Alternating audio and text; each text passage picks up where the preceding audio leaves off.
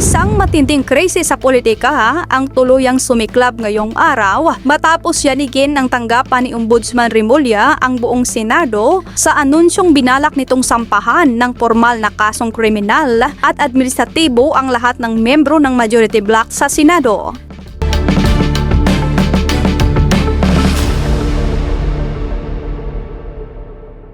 Sa isang biglaang press conference na dinaluhan ng mga mamamahayag, seryoso at walang pag-aalinlangan na inihayag ni Ombudsman Remulla ang resulta ng umano'y investigasyon ng kanyang tanggapan. Ayon sa Ombudsman, may sapat silang ebidensya para makasuhan ang buong kumpol ng majority bloc na mga senador.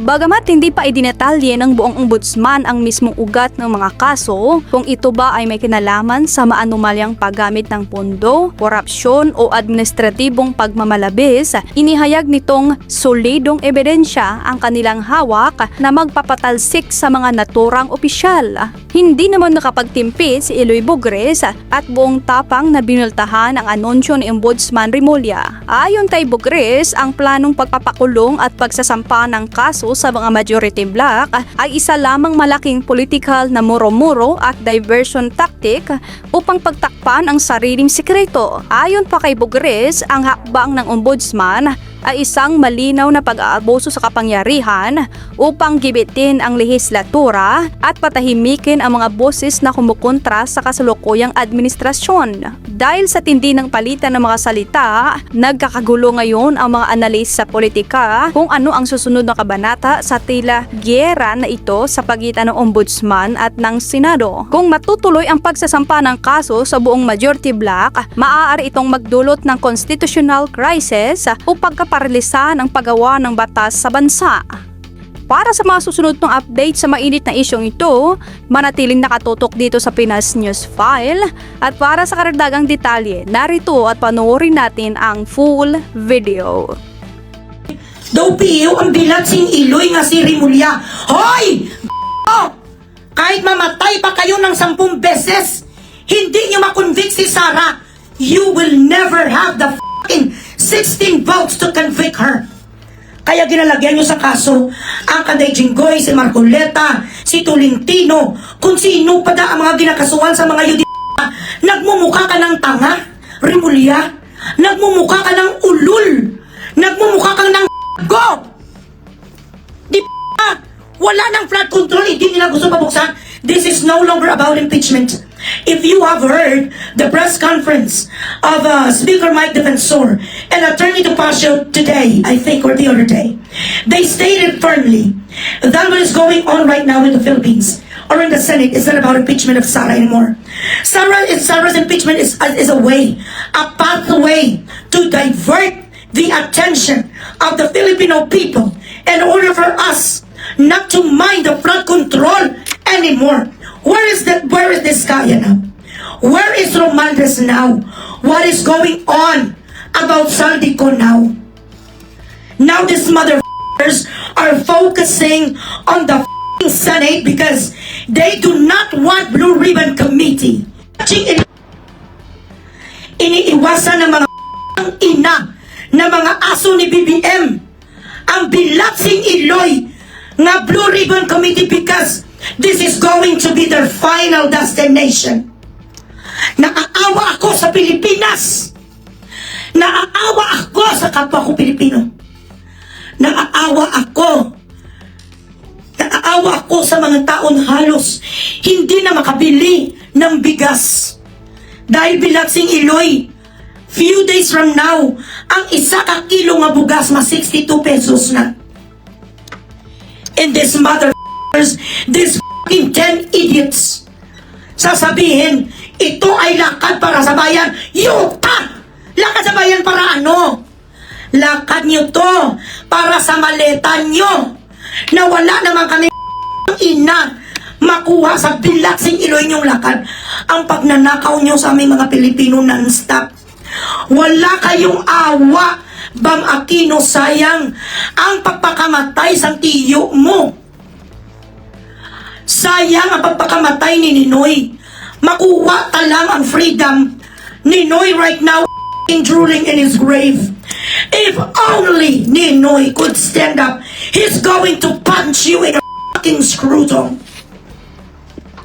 Minabuti na lang ni Ninoy na magpabaril siya. Alam niya na yun. Alam ni Ninoy that he was going to be assassinated 1986. Alam niya, February 25, if I'm not mistaken.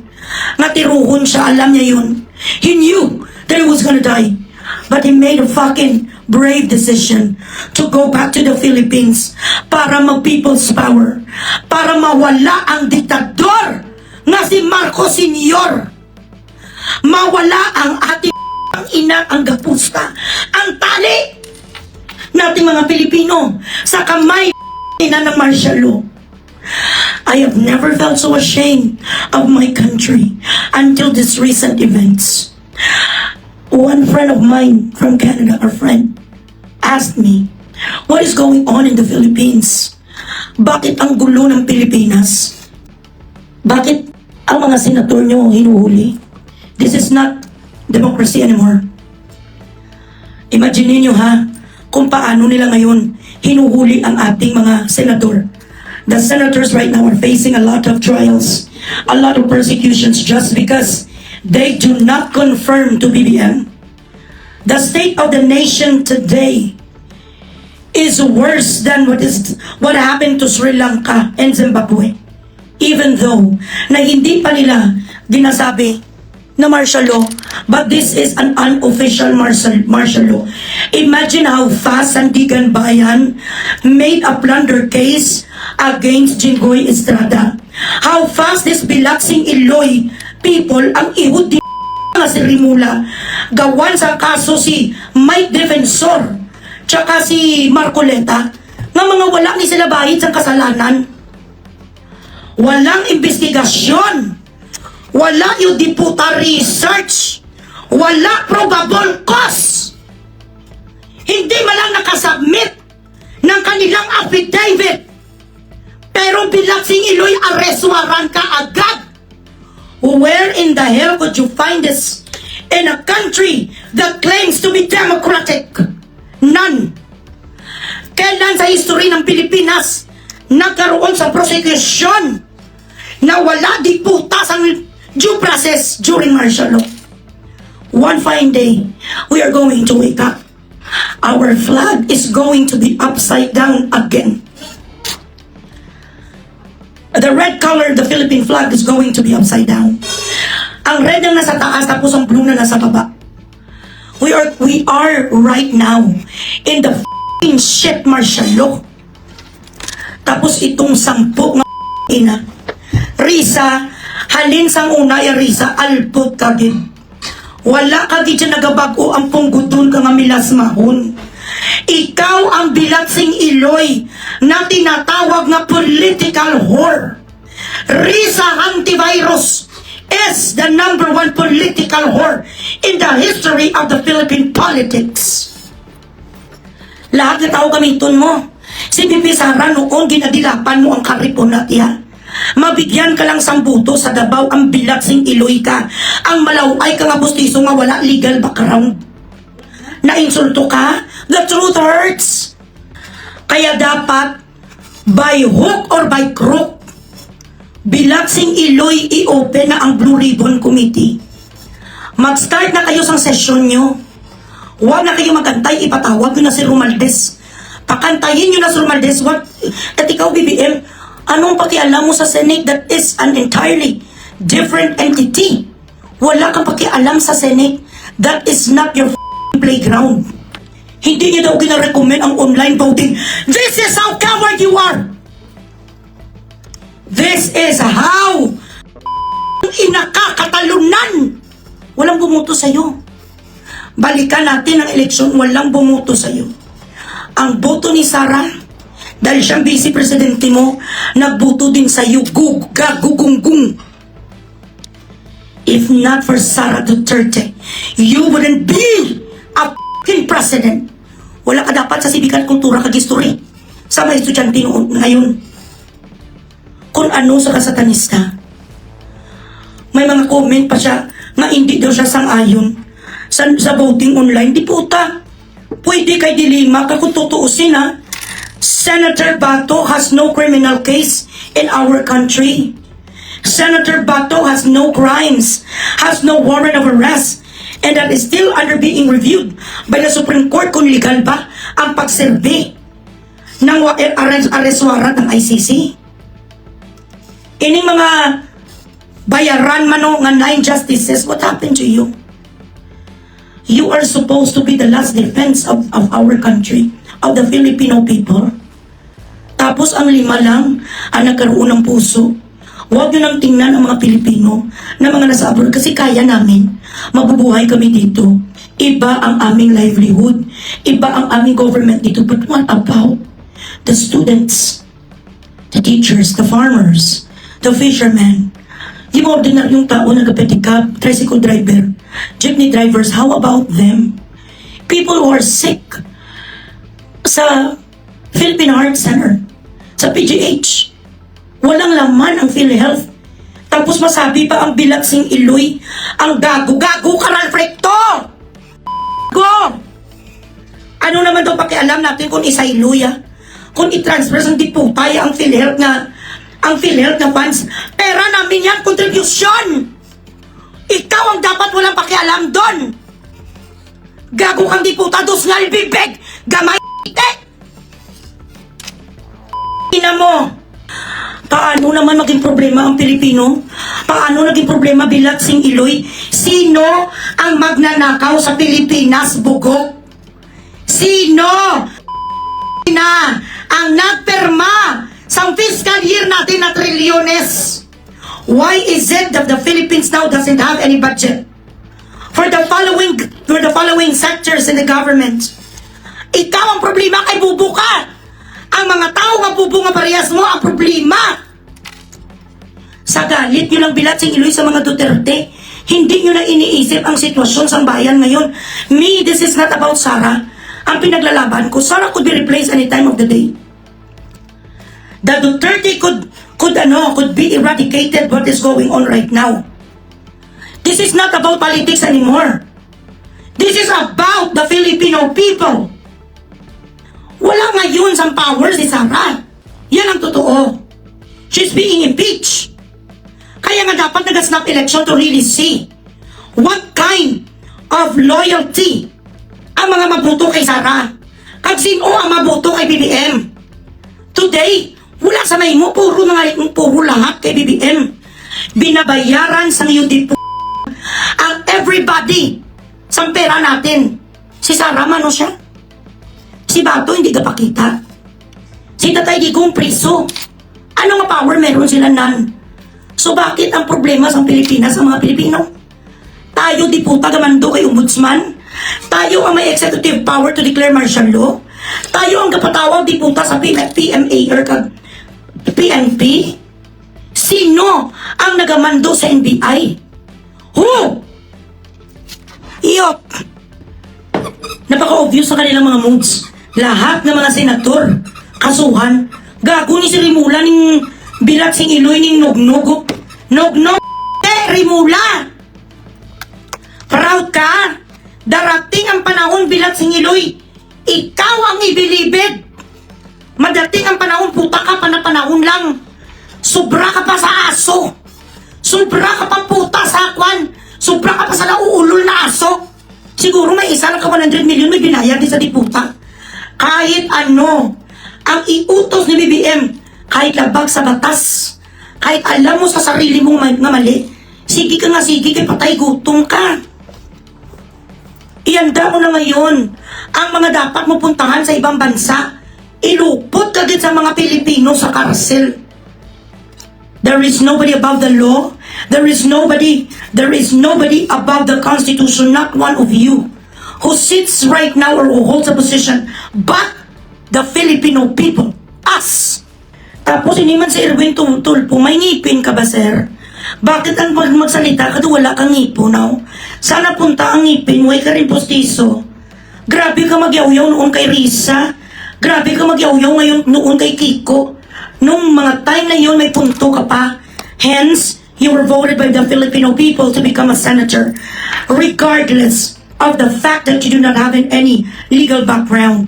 Ang masama kasi sa ating mga Pilipino, guys, when a person is popular, even if that person is only an actor and did not hold any office, kahit barangay captain, kahit mayor, ang binubuto natin ng person does, even that person does not possess loyalty to the flag. Hinahayaan lang natin. Today, we must be very rigid and robust in choosing our future leaders. Tingnan nyo naman niyo, we wasted our time voting for the Tulfo brothers. Ang kaya nyo lang naman, kayo, si Rafi, numero 1 ka rin kamanugtuntuman, bidiputa, sa asawa mo mga ginabandonar mo, nangabil ka man. Tapos ngayon galit na galit siya sa mag-asawa magkakabitanay. Bakit ang mga nangyayari ngayon ng mga karumalduman sa Pilipinas hindi na nasusumbong sa iyo, sir? Nag-inutil ka na.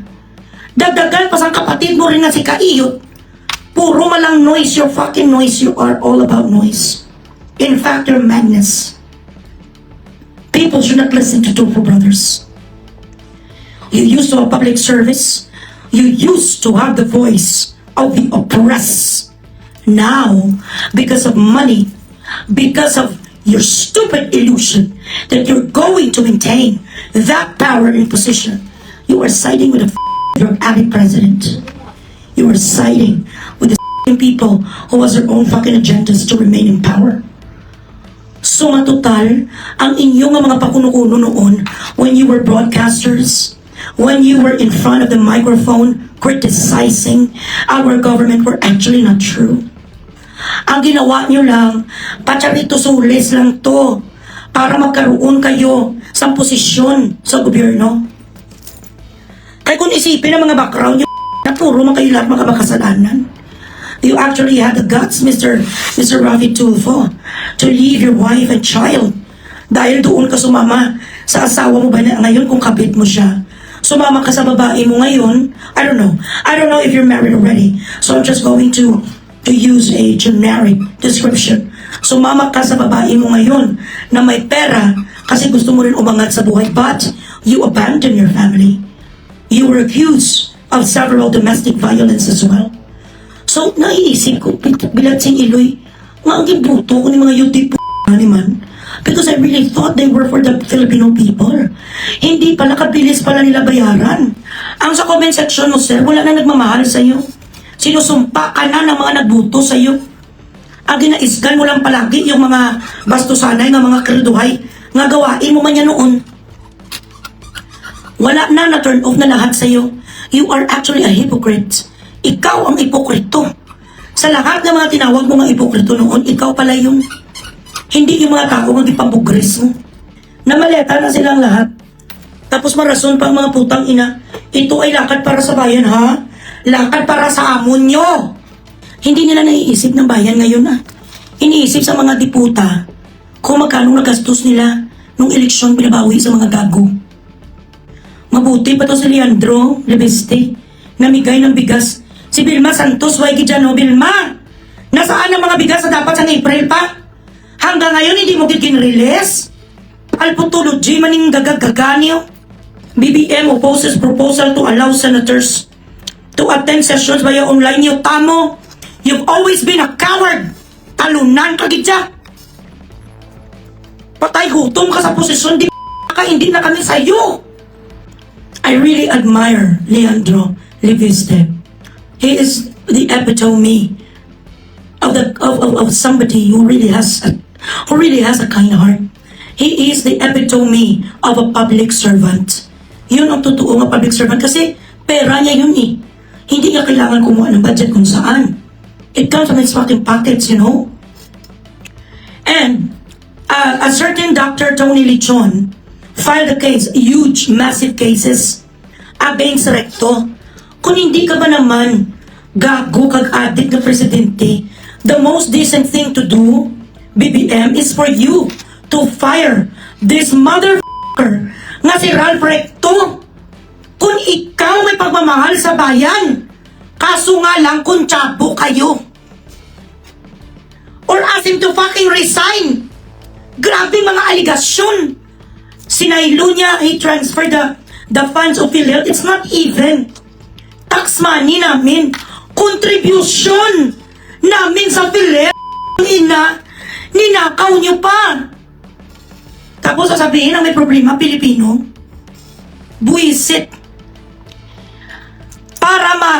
In order for you, a decent president, a president to possess leadership, a president who is conscientious, should have fucking integrity and make sure that he protects also the integrity of his office by firing someone who has an alleged plunder and stealing case. Pero wala ka. Kahit sa ganito man lang sana hudas ka. Mamigyan mo man lang sana kami kahit kunting smile sa aming pagmumukha. You cannot even afford to do that. This is how evil you are. Ito na di puta nga mga iskandalo. May panahon kapag you have the audacity to oppose online voting in the Senate in the very first place. You have nothing to do with the Senate. That is a different fucking entity that you shouldn't touch. Wala ka na power sa kanila, wala ka na pakialam. Everybody knows that. So why are you opposing? No one is asking for your opinion. You cannot let go of Ralph Recto. He was not voted by the public. You appointed him. So we don't want him anymore. What is the remedy? What is the remedy? Na para kami mga tao kahit paano maibsan ang aming galit. If you really care for us, wala. Ganito di po ni kinakasakutan niya dito sa conflict of interest.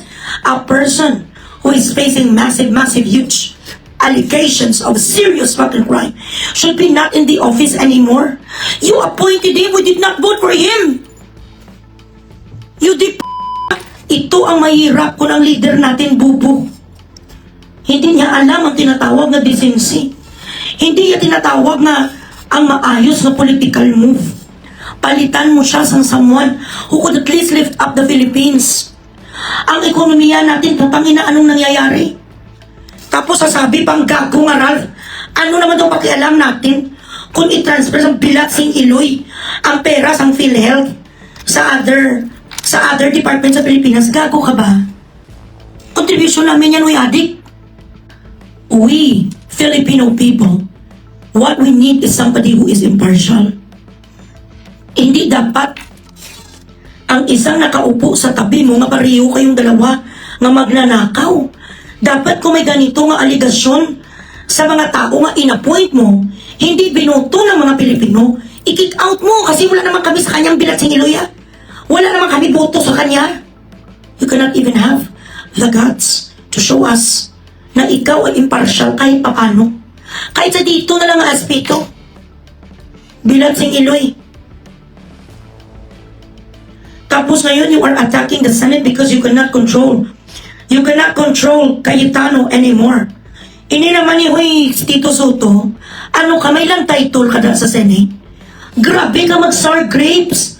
Ikaw ang pinakayudiputa nga ang palaya nga naging Senate President. Your time is done. You no longer sit as the fucking Senate President. Ano ka da? Ikaw ang may-ari ng lupa kag building. Do ayaw ilit go sa Bilatsing Iloy nga gurgur. You do not own Senate building. You are not the forever Senate President. Gago. Because of you and because of Pinky Lacson nga si Lai City. Sabi sa tito ko nga batchmate niya pala. Sabi MA before.